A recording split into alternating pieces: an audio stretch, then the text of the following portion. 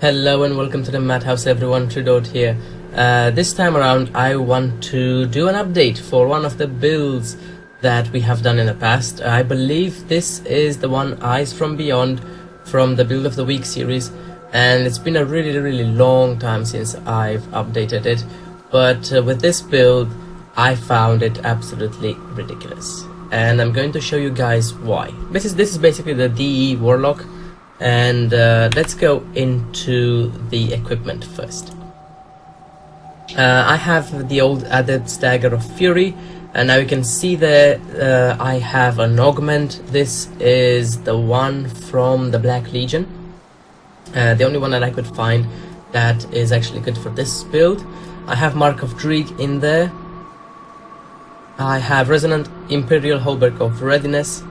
Again, I really have to mention first, this is basically a crit build, so I am extremely focused on offensive ability, and that's it pretty much.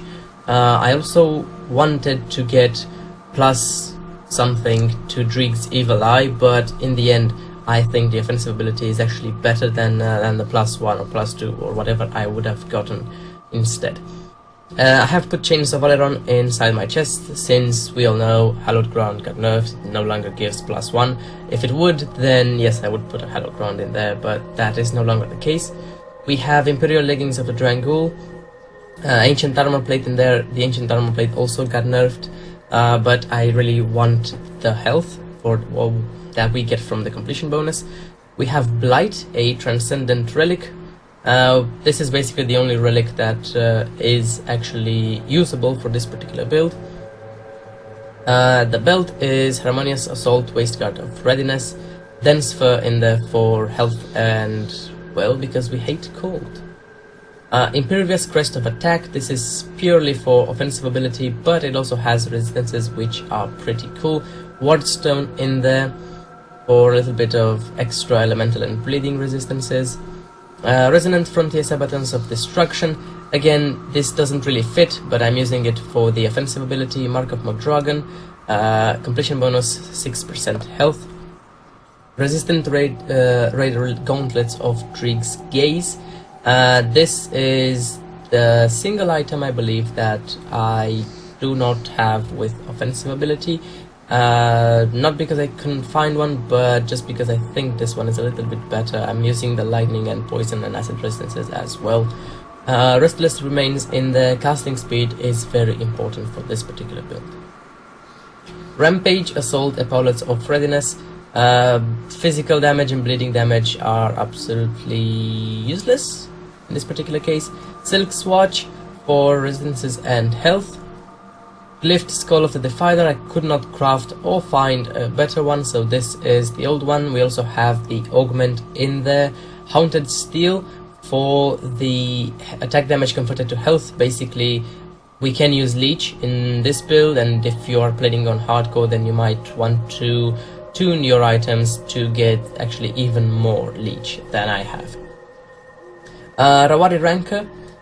I'm using this one because +1 Dreeg's Evil Eye, Wardstone in there, Chaos Resistances as a completion bonus. Two of these guys, Lich, yes, I have replaced my old Impervious something with many resistances. I'm using this one instead, Lich's Opal Signet of Readiness. A lot of offensive, a lot of defensive ability, Ectoplasm in there because energy is an issue for this particular build. And the augment, I think it is from Devil's Crossing, this one. Acid damage, poison damage, and offensive ability, really good for this particular build. Same, this is basically exactly the same item. And Imperial Coronet of the Drangul. I put a runestone in there, completion bonus with health. And as you can see, I have offensive ability 1934. Defensive ability really sucks, but it's fine-ish, 1.2k. The health is low as well. My resistances are actually fine. So let's go into the build itself now. There is a lot more to talk about now with Devotion, but one step at a time. Maxed Dreeg's Evil Eye, maxed Bloodburst, 1 point Terrifying Gaze, maxed Vile Eruption, 1 point Blood of Dreeg, 9 points Vulnerability and 4 points Curse of Frailty, if I remember it correctly. If not, basically you can just look at how many points are left and you know, take them from there. But I think this is quite accurate.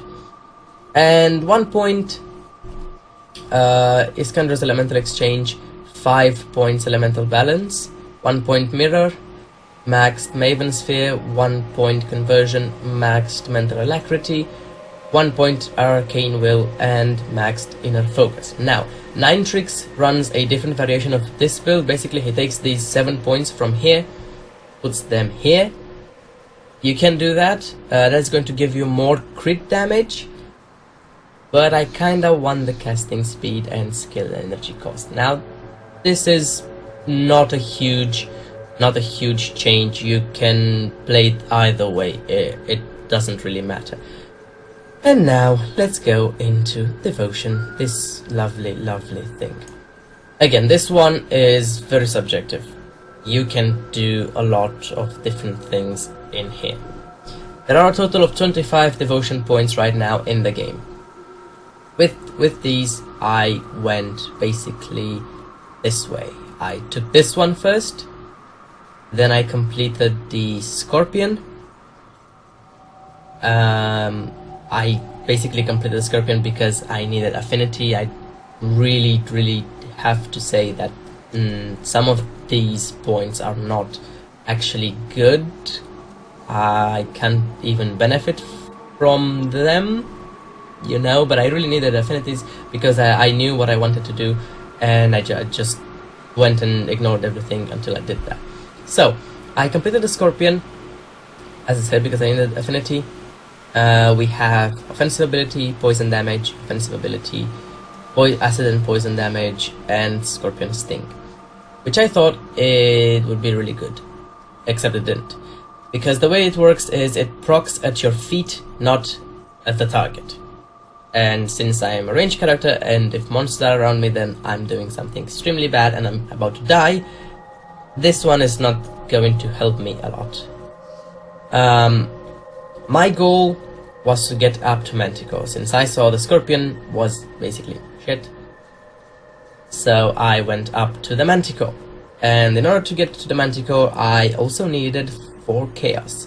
And let's see where I got. Yes, I got the Chaos from here. I put 1 point at the crossroads for 5% health, which is fine, and it's still good. And I went to the Jackal, and I completed the Constellation, 6% energy, offensive ability, attack speed. I don't even use my weapon, but fine. And 8% total damage. Overall, for 3 points, I got my Chaos Affinity points. We're all happy. So, I went and completed the Manticore. I think it starts from here, yes. 15 offensive ability, 20% poison damage, 20% acid damage, poison and acid resistance, acid damage, poison damage, and acid spray. Now the thing is, I don't really see it proc, although I'm sure it does, since I saw some weird stuff. But it's called acid spray. I'm using Dreek's Evil Eye. It's really hard to distinguish the animations from one another, but I'm damn sure it works, and damn sure it's good. So this is basically what I went for. And after this, I didn't really know what to do with the rest of my points, so I decided to go up to Chariot of the Dead, which is honestly my favorite constellation. I couldn't do that because I needed 5 Ascendant points. That did not exactly fit my build at all. Yeah. So this is what I end up doing. I end up getting Hammer. Physical damage, internal trauma, physical damage, internal trauma. Yeah, it's awful. I don't have a single use for them, but it enabled me to get up to Chariot of the Dead. I got the prerequisites, and I got here. Cunning is good because it gives me offensive ability, cunning, offensive ability %. If I had 2 more points, I would put 1 here and 1 here, because this particular constellation is incredible. It's insane, honestly, at least in my opinion. So this is basically what I did with my devotion points. You most probably can do something else if you don't want to get up to this.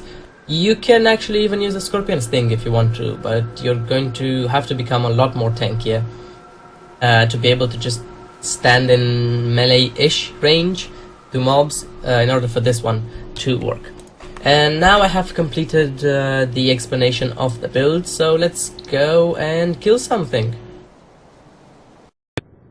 Now, a few things that I want to mention before we begin this. First of all, some people are always going to ask, so let me just kill this back really quick. Attributes. Basically, I have not put a single point into cunning, not one point, as you can see, 50, the base. And I went up to 600 physique just because I like 600. I think 600 is fine for this particular level. 60, you know. And the rest are into spirit, just in case you wanted to ask.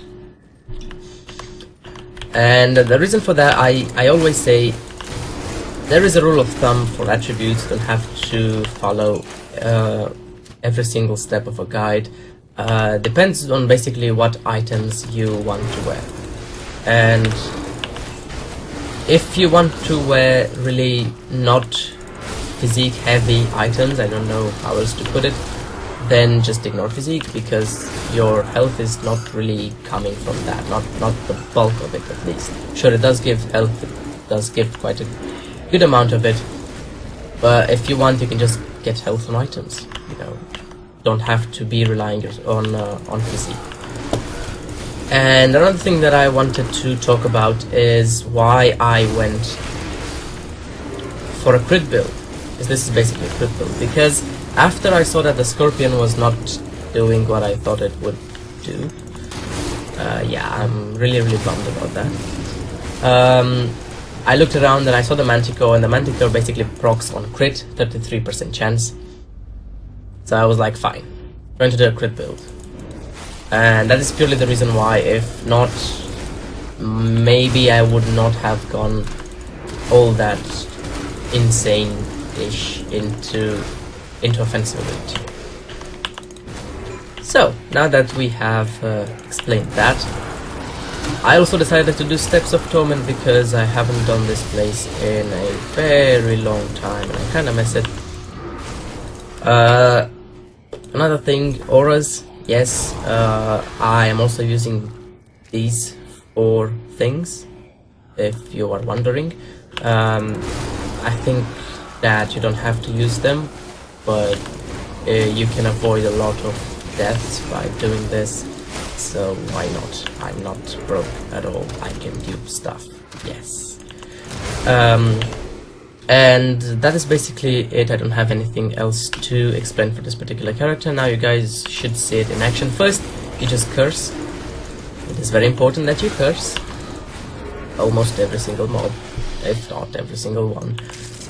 The animation for the curse is really fast, so you don't have to worry about you know, taking ages to curse every single mob like some other games. Now it just does that in a second, so it's alright. You can even just keep pressing the buttons. Yeah, keep pressing the button and press the curse, and it does that automatically, so it's fine. We have this Blood of Trig in here. It is a heal, it's not a really huge heal. Heals you for a little bit, you know, when you're in a really tight spot and you have to use both the potion and that, which can happen. Another thing, don't get cornered and don't get surrounded. Don't get surrounded. These 2 things are very important for this build. We're squishy, okay? You have to keep that in mind. We're very squishy, and would be good if monsters die before they get to us, you know? That would make it really good.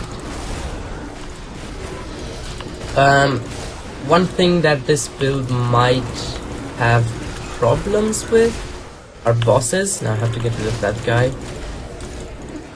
The single target is average, I would say. It's not below average, but it is average.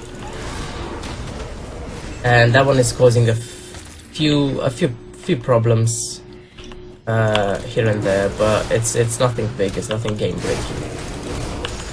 other than that, with a big cluster of mobs, then okay, let's just see this. Right, that's what happens when they get grouped up. Because Drieg's Evil Eye is basically an AoE skill, even if it doesn't actually look like it, but the little things that come right doesn't proc. Okay, come on, hit him, and then those little things pop. That's what makes it so good for AoE. Let's get this guy down really fast. Okay, goodbye. Open the gates, I say. And let's go inside the actual steps of Torment. First, I need to replenish my oils and shite that I have over here.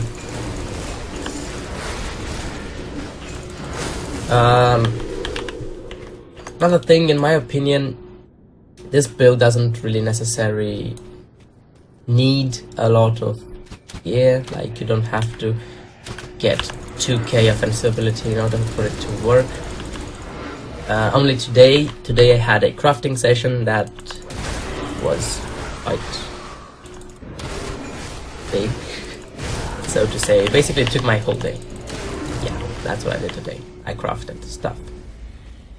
And even as I crafted stuff, I did not get everything that I wanted. But I'm not going to be doing that again anytime soon, since I honestly hate crafting, even if I have a macro for it. Right, the death room could be problematic. Don't think it is going to be for me.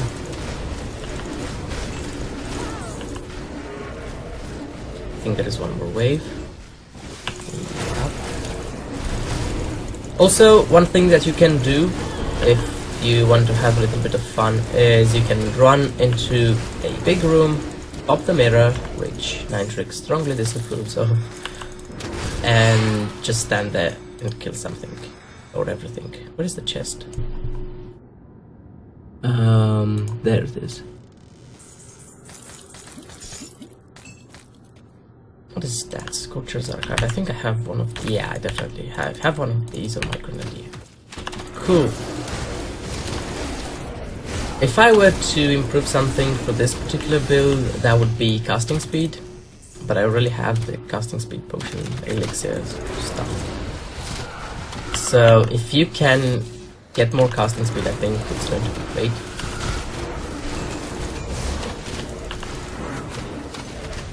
But other than that, offensive ability is very good.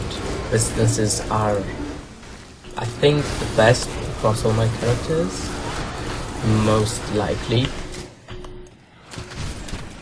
And for build 28, I think this one, and I still have to update my old Trickster or Blade Master, whatever you want to call it. It's Trickster nowadays. Blade Master is no longer cool. I think that one is going to be pretty damn good as well. Another thing that I think is going to be coming back with build 28 is pet builds. Yeah, pet builds are coming back. And I think they're going to be stronger than ever. I want to go up to Ildor, please. Thank you. Honestly, the next thing that I would probably do is make an update for my grenadier. But that one is going to be quite disappointing, because with every single build my grenadier keeps getting worse and worse, and when the game is going to be released, I think it is going to be unplayable. Sad but true. Basically, Devotion gave nothing to my grenadier except a skill that procs every now and then, and a little buff for offensive ability because of Chariot of the Dead, but nothing game breaking.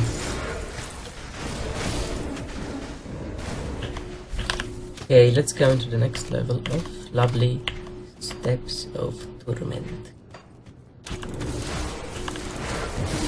This place seems really easy right now, even though it scales, and I was shocked to see that Crownley's hideout bloody scales to 60. I mean, that place is ancient. That place was around level 35?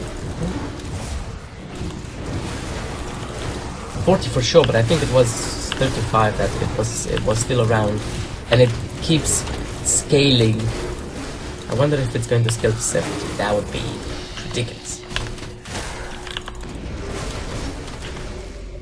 Apparently the vendor is down there, which is one of the shortest layouts, if I'm correct.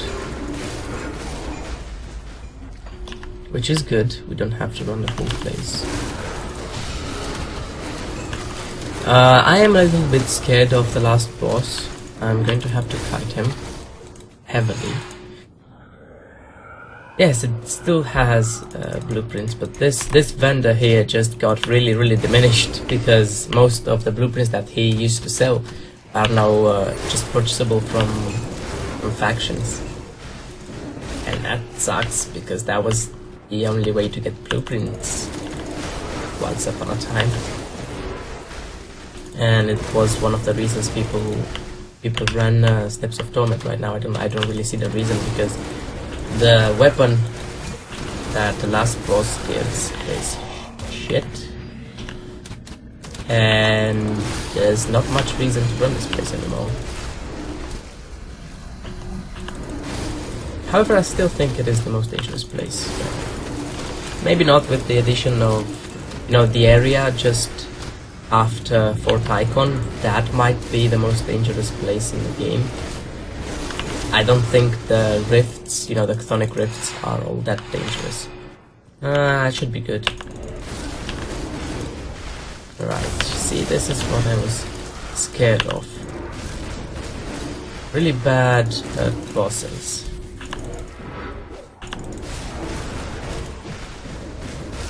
Just pop the mirror.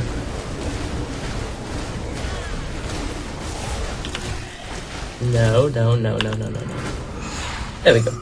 See, we got on officers, even. We got on officers, and it still kind of sucks. It does have a lot of pure damage. Officers is one of the best affixes that you can get. And it still kind of sucks. It's still not high-end. So what is the reason to run Steps of Torment anymore? Let's open up the chest. Except this is really fun to do. Yay. Rothschild Crown, interesting. And this was basically the update for Eyes from Beyond, or the DEE Warlock, if you don't want to be dramatic, but why not? If you guys have any questions about the build or anything else, leave them in a comment. And if you like the video, please like and subscribe, and well, I shall see you all next time.